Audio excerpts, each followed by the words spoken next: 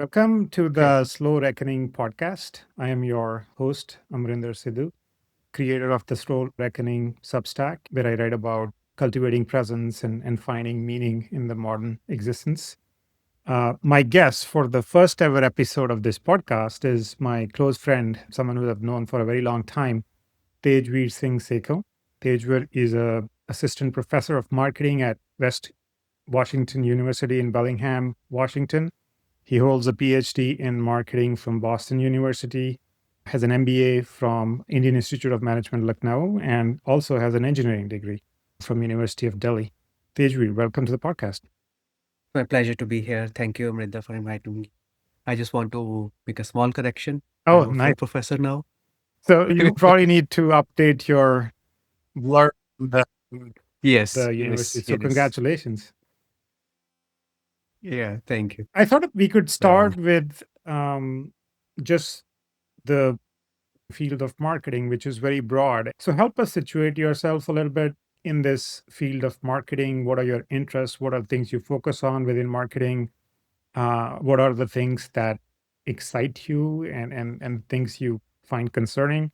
So help us understand that a little bit. so most of my research is focused on how we can use what I call the dark arts of marketing for social good. Right?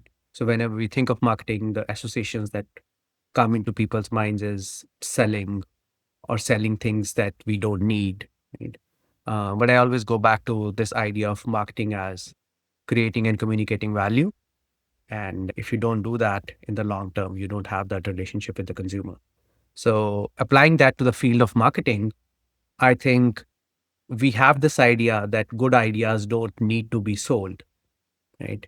And people who want to bring a change in the world, who want to work for good, they think of marketing as like an evil toolkit, right? And the assumption is that we don't need that, right?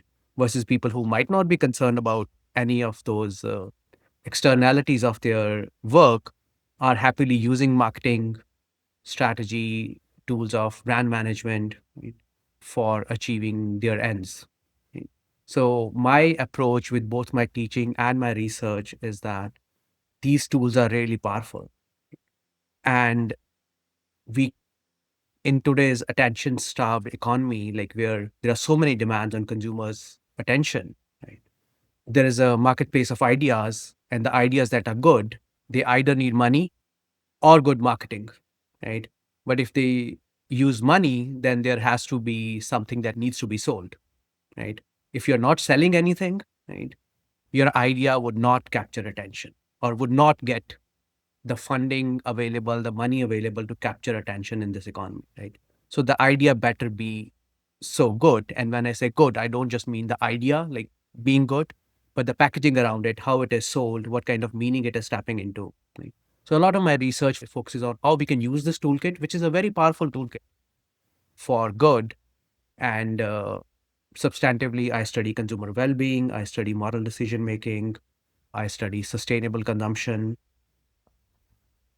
but all from this lens of just making things a little bit better and kind of helping consumers just follow through, follow through their intentions, right? Nobody wakes up trying to do something bad, right? But the system is designed in a way that it's very hard to make good choices in terms of healthy eating, in terms of financial decision making, in terms of doing things for the environment, right?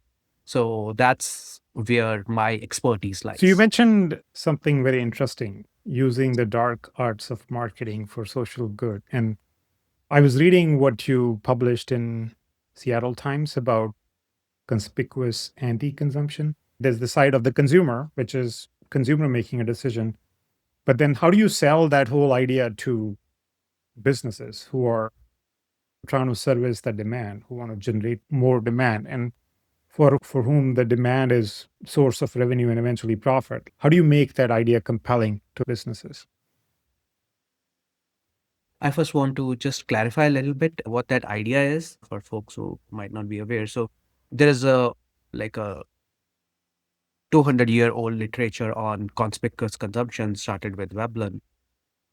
I think 1899 is when Veblen wrote his seminal book on conspicuous consumption. The book is called Theory of Leisure Class. So the leisure class or uber rich folks don't have to work for money, right? So they have a lot of leisure and they use that leisure, that conspicuous leisure, in a way to signal their status, right? So status signaling is a deep-seated human motivation.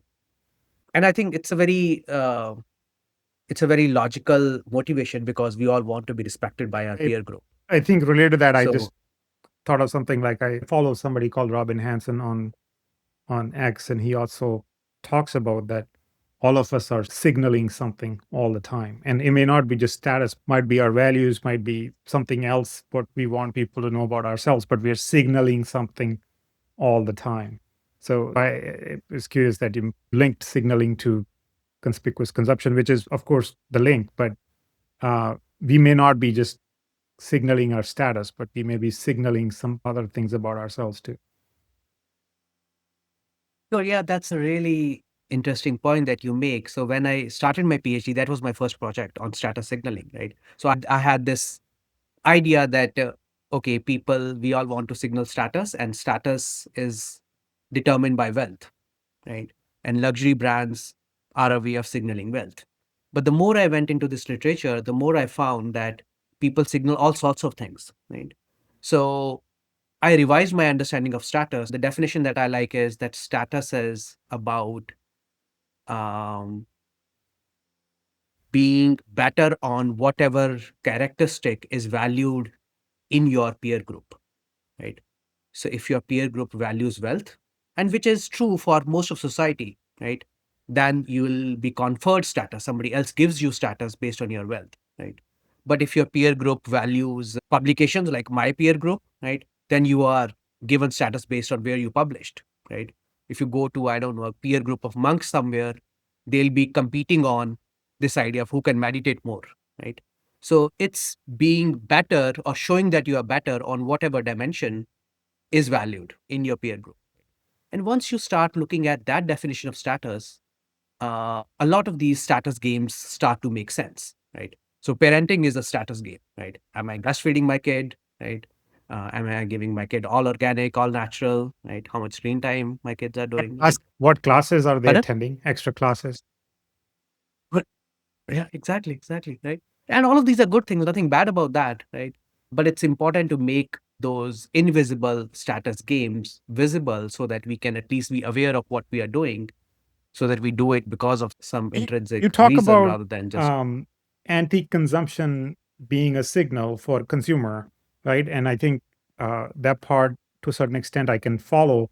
How would a business who is promoting less consumption make it valuable for themselves? I think if we take that line that a for-profit company exists to improve the shareholder value, then how does that link becomes obvious for the businesses? sure. So in the paper, I talk about Patagonia as an example of a brand that engages in conspicuous anti-consumption. Why we need anti-consumption or non-consumption or reduced consumption to be conspicuous is because when someone stops consuming or reduces their consumption as compared to peer group, right? They're not just losing the positive signal of status, but they are signaling something negative about their financial situation, right? And our studies find that when people reduce their consumption, others, observers, assume that this is because of a financial constraint, right? Versus if they consume green, if they buy an electric car, that negative signal doesn't exist, right? So the idea was, what if brands can make that environmental motivation conspicuous, that somebody is reducing their consumption not because they can't afford to. Nobody can see our bank balances, but people can see our consumption, right? So if we can motivate, we can separate the signal from the stuff, right? That the signal is still environmental concern and not a lack of financial resources. It can motivate people to engage in conspicuous anti-consumption. But the question that you pose is, why would brands do that? So, and I think Patagonia is a perfect poster child of that idea. So when we say companies need to create shareholder value, an assumption that we make, and I think we need to unpack that assumption, is that the only way of creating shareholder value is to generate ever increasing demand, right? So we have to, every year, we have to sell more and more and more, right, in order to create shareholder value. But there are a lot of brands that don't have a lot of market share, right, but have high profitability. Right? Patagonia is a good example. Um, yes, right. So when a brand says that there is too much consumption in this category, we need to reduce that consumption, right? So if you buy this jacket, one, this is so well made that this jacket is going to last a lifetime. Second, if there's an issue with this jacket, you send it back to us, we'll repair it.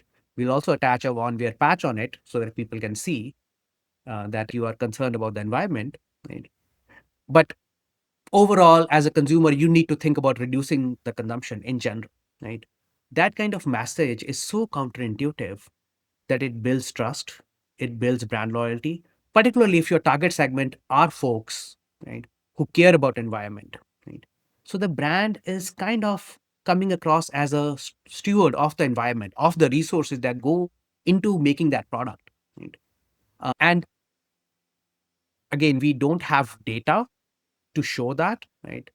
But the idea is that the brand would get a profitability boost, right, by increasing their share of the pie, right, while reducing the overall size of the pie, right? If people buy into that, they'll like the brand more, they'll be more brand loyal, but overall, they'll start thinking about their consumption in the category, right? Whichever category the brand is playing into. And the overall societal levels of consumption on that category could be reduced. And there are other brands like KLM as an airline. They came up with this campaign that we all need to fly less.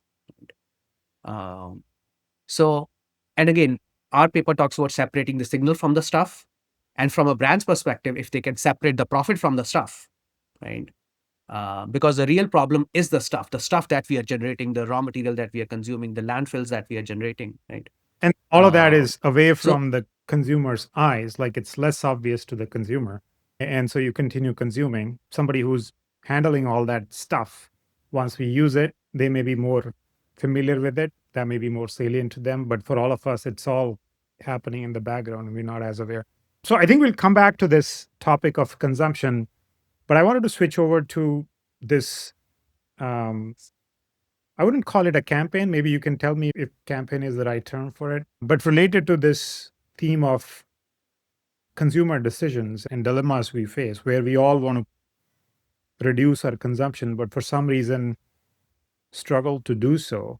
Um, you started this, you started writing, which I think in your words, you call it poetic reflections on our everyday consumer dilemmas. And I wanted to unpack that a little bit, the thinking behind it, reasoning behind it. And I have one here in front of me, which reads as I buy the version of me I keep promising to become. If I'm not wrong, that's the organizing idea for you to think about these posts that you make. And we'll get into more of them, but talk a little bit about where the genesis of making these posts came from. How did you get started and how did you continue writing them? sure, sure. When I started doing my PhD, the goal was that I'll work on big ideas, right, to bring some change. Some people might say, oh, that you should be doing a PhD in some other discipline than marketing, right, if you want to bring change. But I think consumption is involved in so much that's wrong, right, that it can have a big impact. But anyways, what I realized after 10 years doing that kind of research is that nobody is actually reading my papers. Other academics are, but a lot of what I talk about in terms of frameworks and models shows up in the lives of real consumers at the checkout aisle. And they're not reading the papers. And I don't want to point fingers. I realize that I myself, as a consumer, I know about all of these tools and I'm aware of what's happening. Right? But it's so hard to match the gap between what my version of a good life is. We all want a good life. We earn to do that, right? So, what I think my ideal version of a good life is, and what I end up doing in the marketplace when I'm consuming, when I am making decisions to buy that good life with my money, right? There is a gap there. And the goal is not to judge that gap, but to make that gap visible. Uh, and somewhere I was feeling that this kind of very rational, analytical approach to consumer literacy, where we assume that if we just inform the consumers, they'll just make better choices, right? There was something lacking. So, and I also, uh, like, I'm a history buff. I like to read history, and I was thinking about how, like, there are examples of, like Aryabhatta wrote his dense mathematical treatise in poetry, and Sikh scripture is written all in poetry. There is a reason behind that. Sometimes we need to get away from that rational, analytical mindset and actually experience those dilemmas at the moment when we are facing that. And consumption is symbolic, consumption is experiential, consumption is emotional, consumption involves guilt, consumption involves balancing these multiple goals. Some people would argue a lot of consumption decisions are unconscious, right? So I wanted a better modality to talk about those things, to make them visible. So uh, yeah, it was I just an think experiment to it's a see great how. modality. I read your papers after reading your poetry. If one data point is a validation, then I think I can offer that. Some of those examples make it very real, the challenges we deal with, and that's what comes out. So, what I have with me is a few of those. I know they refer to one incident, but they're not always about that particular incident. There's a broader commentary on it too. So, this whole point about decision making is very interesting, right? I have this one in front of me which says, we say choose better. Some choose from options, others from what's there. Only one gets blamed. We call it preference. Talk to me about how did that came about and what you're talking about here. Sure, sure. So again, in microecon, there is this idea that preferences are inherent. You either like A versus B or don't, and we can't really unpack those preferences. And then there is also uh, uh, this idea in culture that we are responsible for our own choices. A rational consumer is responsible for their own choices, right? And if you make the wrong choice, if you decide to eat that burger or you decide to bet on that mortgage, right? You Or if you you decide to go screen, decision. yeah, Yeah. it's all you. Uh, but we don't see what choice set that person was facing, right? If the choice set was, I'm a single parent, I'm working two jobs, I either keep my job or buy this McDonald's burger and feed my kids with it. Those are the choices that the person is facing, right? Um, and we don't think of those choices. We always think it's you could have chosen better, right? But we don't always all have better options. If my options are worse and bad, then I might be making a what looks like a bad choice from the outside. Right? So it was again thinking about just the outside forces, right? What choice set, the Yes. choice architecture Yeah, I think that of our that decisions. term it came from Richard Taylor, right? The Nobel Prize economist. When I was younger, like you would see people making choices and you're like, why are they doing that? But I think as I've gotten older, then you sometimes learn about the people and then you realize that in some cases that was the most rational logical choice for them, so they took the best choice or option that was available for them. And often like it's about the choice architecture. Eating Indian mithai, for example, right? Like when you don't eat it, but if it's lying out on the island and it's in the afternoon and you're facing that lull, you'll grab and take one piece, and it was in your choice architecture. There's another related one I wanted to read about. It goes as follows: I make my own choices at checkout, at the ballot, very independent. I decide what matters after being told repeatedly by the highest bidder. Uh, so again, that came from um, I was thinking about how much money is involved, right, in terms of designing these social media platforms, in terms of selling. Like I was fed of being sold at every point. right? Whenever I go on social media, I'm being, I like to call it like a mirror of my inadequacies, right? So I'm told that I'm inadequate as a parent. I should be doing this, right? I'm not working out enough. I should be buying this, right? I like to think about Uh, social media as like we are often mirroring each other's inadequacies, right? Like, sometimes people may be posting because of an inadequacy and we see that and we see our own and that kind of triggers those thoughts. right? Yeah, exactly. So, and I was thinking how much money is being spent in terms of uh, crafting my preferences, nudging my preferences, right?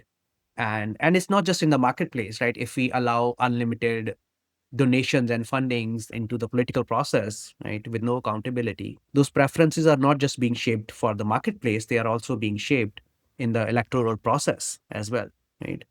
And then uh, because the playing field is so lopsided against an individual consumer, right? I have another one which talks about the job description of consumer is always increasing. So now I need to know everything about medical decision making. I need to know everything about financial decision making. I need to read policies of these individual political Yeah, candidates on their websites, right? Want to make a rational decision, right? But I yeah, don't have the time to do that. So what I'll do, I'll just go with the message that is repeated often enough, and I'll feel like it's my preference, right? But it's very hard to tease that apart. What is going from outside in, and what is this considered judgment of my yeah. own And preferences? I there is that part about social media, but I was thinking about the other day.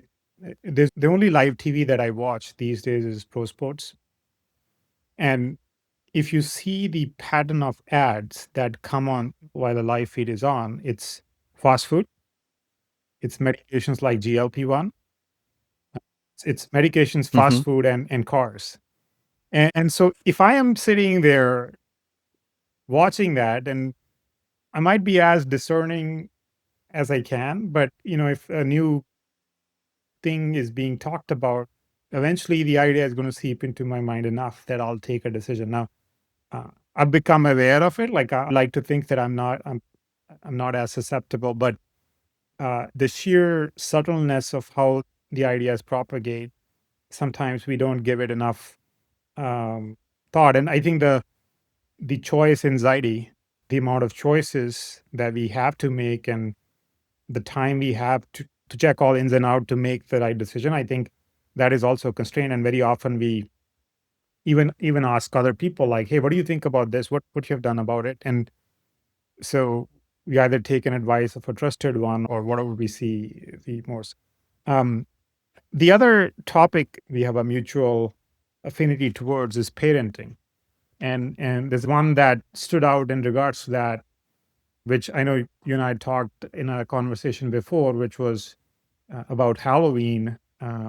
It goes as, "It's hard to keep saying no when the rest of the world is paid to say yes." Talk to me about what you were thinking when this came about. Yeah, again in Halloween, right? It's a fun holiday, and my kids love it, and I love participating in it. But there is just so much candy around. Going back to your mithai example, there is so much candy around, and you have to keep on saying no, right? And like we have that limited self control, right? At some point, I'll say, okay, just go ahead and eat that candy, right? Don't And then they'll sneak I in started and yeah, this, right? And they are also humans. They are like us. So limited self control, and the environment is designed for that. And then I was hearing my daughter talking about how kids have started having smartphones and or smartwatches, or people have these video games. And I dread the day when everybody in her class is going to have a smartphone or a smart device. And I think that day is coming pretty soon, right? And it's already there I want for her to have a good me, by social. the way, because my kids are a little bit older than yours. My son has a smartwatch. He doesn't have a smartphone. And some of his classmates told him that your parents don't give you a phone because they don't trust you enough. In this case, like, I wouldn't say these kids are they are in the paid to say yes category. It's just like all of us have this need to belong in a group. And when the group dynamics dictate a certain kind of behavior and you are in a different pool, like it's hard for these kids to absorb the no that we tell them on a certain option. Exactly. And then the media, like once these devices are in their hands, the media that they get exposed to is all Yeah. about selling them stuff, right? Because that's where the money is coming from. That's what's Yeah, keeping the whole and I think ecosystem it's alive. it's a way to train future consumers, right? Another topic related to parenting that came up in my review of your posts. So this one goes as, we worry the world will be competitive. So we start competing on our child's behalf before kindergarten. And this is a topic that has been quite salient in my life because, we have to make decisions on which extra classes to take, go to maths or art of problem solving, or which sports to take up and how many to take up, and what to do to, again, like when everybody else is doing something, and if you're not doing anything, you start getting this feeling that, am I depriving my kids of certain opportunities, or am I the schmuck here? And so that's a consumer dilemma, but it's specific to a parent. Yeah, I'm so happy you said that. Like sometimes it's gratifying to see like you're not alone, right? In that dilemma, right? It helps you calibrate. But I think broadly, I like to think of these things as collective action problems, collective consumer dilemmas. Like you are at a concert, if everybody stands up and you're the only one that's sitting, your experience is worse off. But now everybody's just standing, right? So everybody's Yeah, I experience is worse recently off. Right? experienced that at a concert where we all stood for 3 hours and I wasn't sure why. So, like, you alone can't opt out of that, right? So they say blame the Yeah, game and not the player, right? It's very hard. Like you can, but it's very hard to live with that feeling that am I not giving my kids the best opportunity to reach their full potential, right? Uh, Somebody said that their biggest fear is unrealized potential, and that's so resonates with me, right?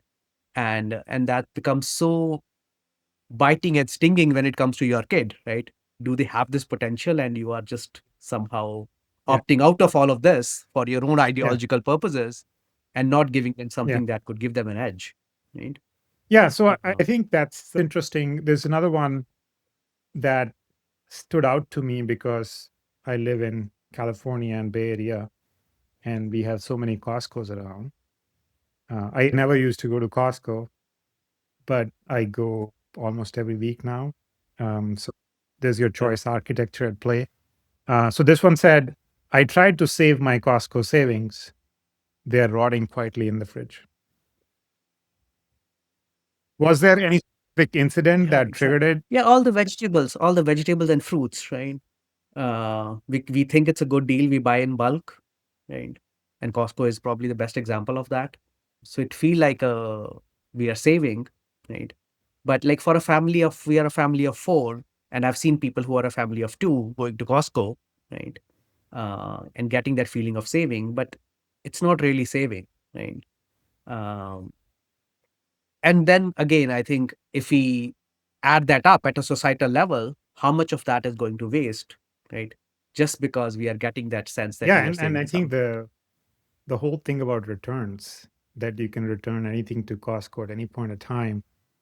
Sometimes on the weekends, I see longer lines for people who are standing there to make returns than people are trying to enter to buy new stuff. And uh, in some cases, Mhm. when it is produce, they'll take it back, but you know where it is going. It's going into the trash bin. Uh, so we are saving something. We're all trying to save something, but whether we really end up saving something, it's hard to say.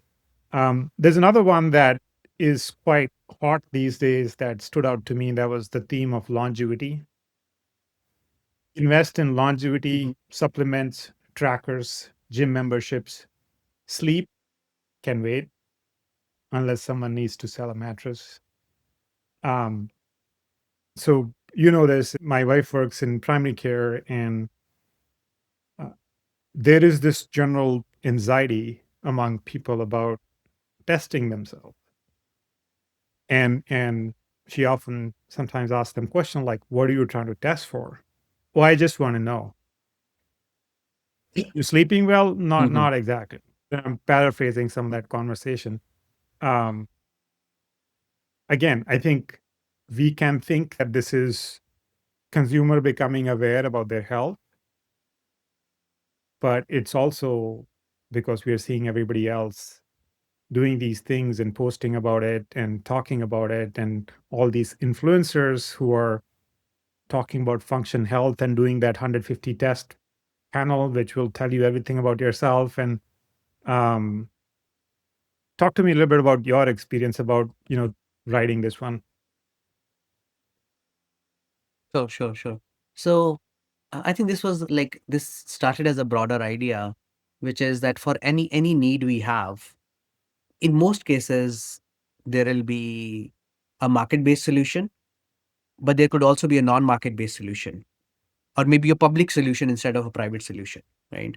Um, so like health, right? Longevity is a good example, right? So basically, what we need, a lot of research shows what we need for longevity is sleep, exercise, healthy food, right? Fresh food. Those are the top three things, right? It's very hard to sell sleep, right? Unless you're selling mattress. It's also hard to sell like just you can just walk, right? Walk 3 times a day and be done with it, right?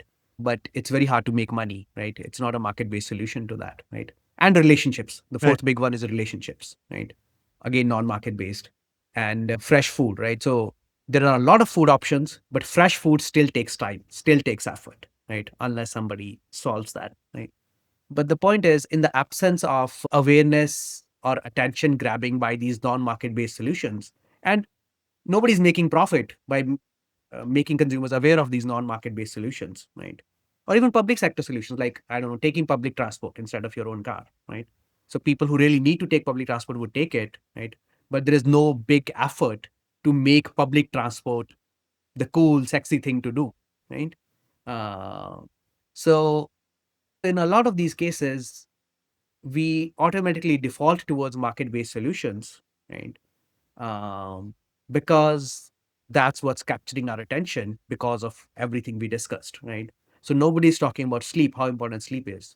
You need to buy this Peloton bike and you need to buy these trackers, right? But then somebody like a mattress company would figure out, oh my God, sleep is the most important thing and we are not leveraging on that, right? So then instead of saying we sell the cheapest square footage of foam, right? Or we are the most comfortable mattress, which are the actual attributes of a mattress, then they'll start talking about sleep and how important sleep is, right?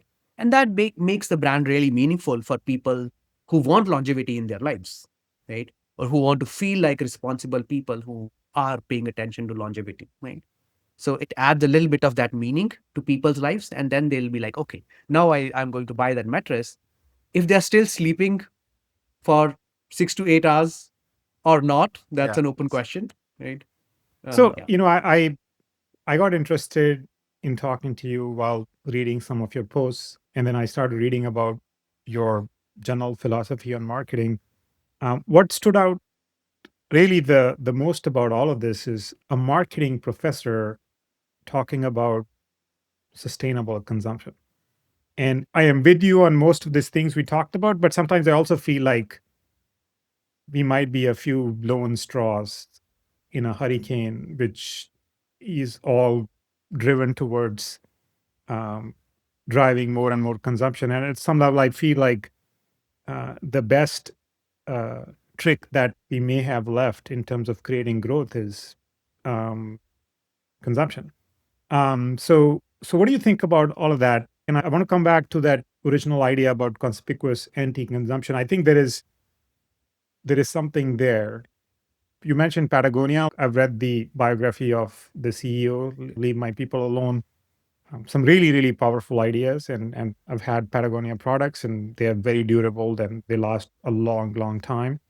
Uh, how can we get every company thinking about it? And so that the system that we are in kind of helps us make better choices. Sure, sure. So, and again, that's something I struggle with, right? So, how can we scale these efforts?